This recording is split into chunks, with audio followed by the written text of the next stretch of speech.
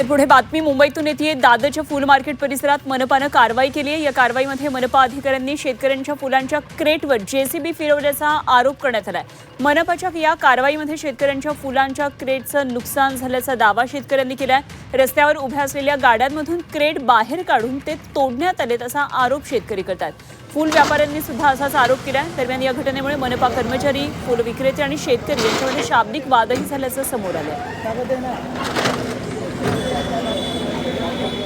खूप निर्दयीपणे बुलडोजर चालवते। खरं तर असं व्हायला नको होतं, कारण मार्केटच्या पाठीमागे एक एसओ डिपार्टमेंटची जागा आहे। तिथे लोडिंग अनलोडिंग होतं आणि गाड्या पार्क होतात, परंतु काही मागच्याच आठवड्यात ती जागा एसओ डिपार्टमेंटने ताब्यात घेतली आहे। मग व्यापाऱ्यांनी, हे जे विशेषतः हे शेतकरी आहेत सगळे, जे महाराष्ट्रातून विविध जिल्ह्यातून येतात, सकाळी पहाटे 3-4 वाजता येतात, त्यांनी लोडिंग अनलोडिंग करायचं कुठे?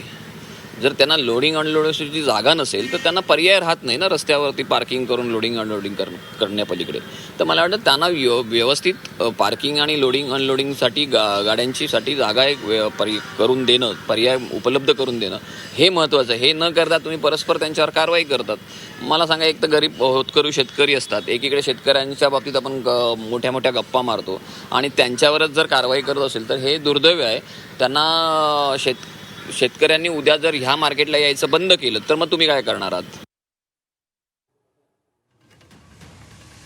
आणि याचाच आढावा घेतला आहे आमच्या प्रतिनिधी सीमा आठी यांनी।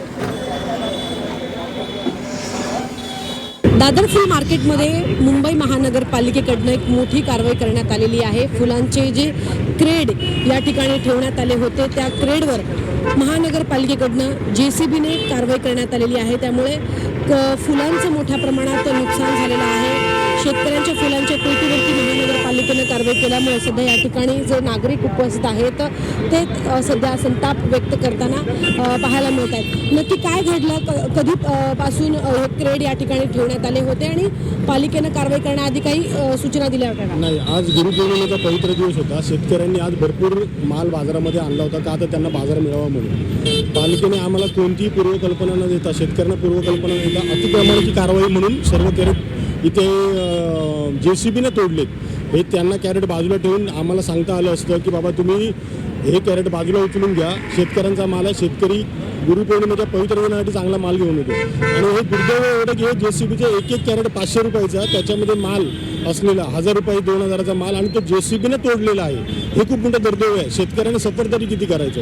विरोधक या विषयावरती कशा पद्धतीने आता आक्रमक होतात हे पाहणं महत्त्वाचं असणार आहे।